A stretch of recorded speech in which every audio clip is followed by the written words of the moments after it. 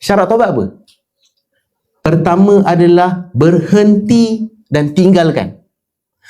Aku nak tinggal, betul-betul aku nak tinggal. Tapi itu baru syarat pertama. Dan ramai orang boleh buat. Ramai orang sangkut kat mana? Syarat kedua. Syarat kedua sangkut. Kenapa? Tahu tak syarat kedua susah? Kan meninggalkan maksiat, berhenti, kan tu syarat pertama. Syarat kedua. Yang kedua, yang paling susah sebenarnya adalah menyesal. Ini senang je menyesal. Saya hari-hari saya menyesal. Bertenang. Menyesal maksudnya apa? Macam ni. Ada orang, dia tinggalkan, dia tu dulu pernah buat satu maksiat lah. Lepas tu dia dah tak buat maksiat tu. Dia tak buat dah. Lepas tu orang tanya dia, kau apa tak buat dah maksiat tu? Aku tak buat dah maksiat tu sebab makan modal lah.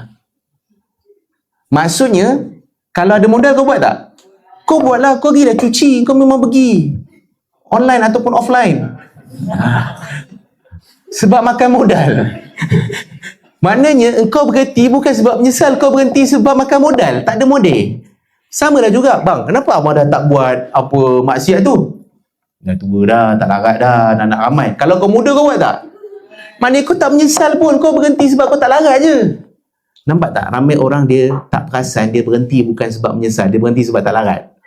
Berhenti sebab tak mampu, itu je. Dan gugurlah syarat taubat.